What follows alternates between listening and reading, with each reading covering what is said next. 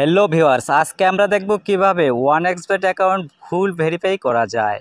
আপনি যদি ভিডিওতে দেখানো প্রসেসগুলো ফলো করেন তাহলে নিজেই ঘরে বসে আপনার অ্যাকাউন্টটি 100% ভেরিফাই করতে পারবেন।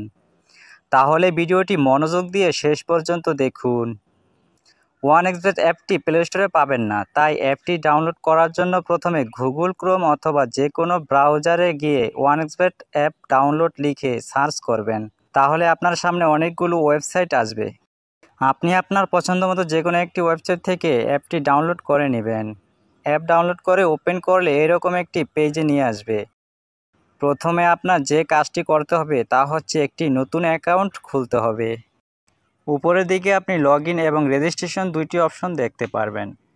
নতুন অ্যাকাউন্ট খোলার জন্য রেজিস্ট্রেশন অপশনে ক্লিক করবেন। এরপর ইন ওয়ান ক্লিক অপশনে ক্লিক করবেন।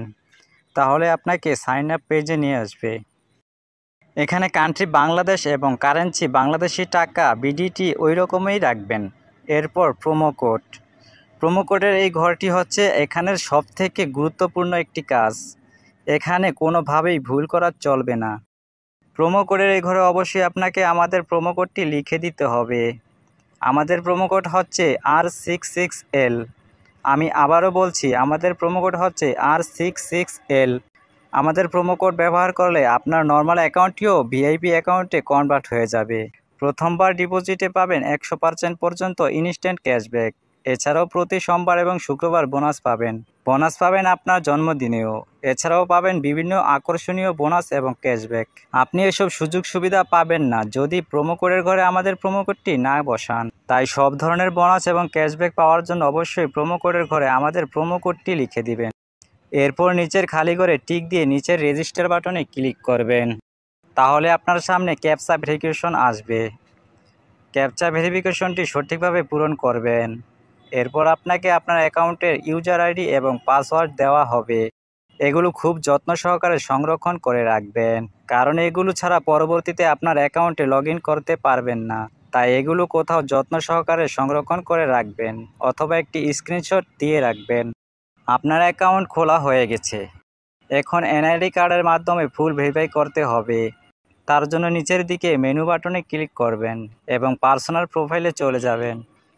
তাহলে আপনি দেখতে পারবেন ফোন নাম্বার এবং পাশে লিঙ্ক বাটন আছে। আপনার অ্যাকাউন্টের সাথে ফোন নাম্বার যুক্ত করার জন্য লিঙ্ক বাটনে ক্লিক করবেন এবং এখানে আপনার সচল মোবাইল নাম্বারটি লিখে নেক্সট বাটনে ক্লিক করবেন।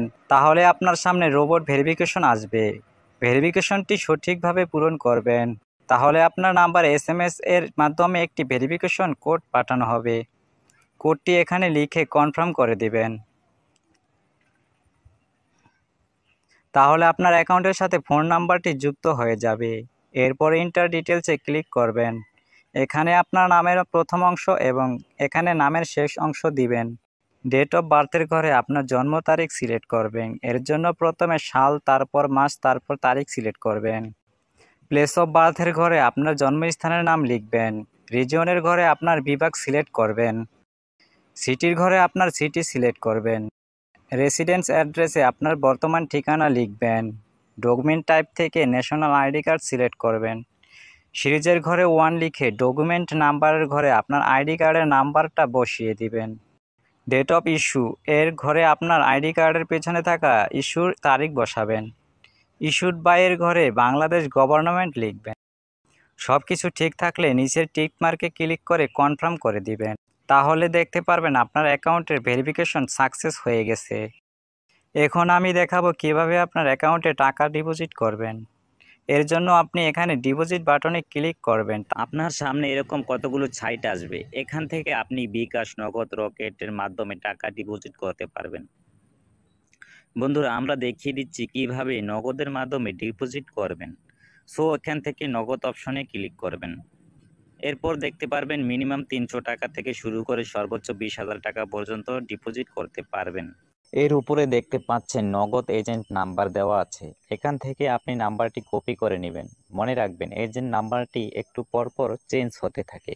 তারপর নাম্বারটিতে ক্যাশ আউট করার পর এরকম একটা ইন্টারফেস দেখতে পারবেন। এখান থেকে ট্রানজ্যাকশন আইডিটি কপি করে চলে যাবেন সেই আগের অপশনে। যাওয়ার পর আপনি যত টাকা ক্যাশ আউট করেছেন তা লিখবেন। ট্রানজ্যাকশন আইডিটি বসাবেন এবং আপনার ওয়ালেট নাম্বারটি বসাবেন। তারপর নিচে কনফার্ম বাটনে ক্লিক করলেই দেখতে পারবেন আপনার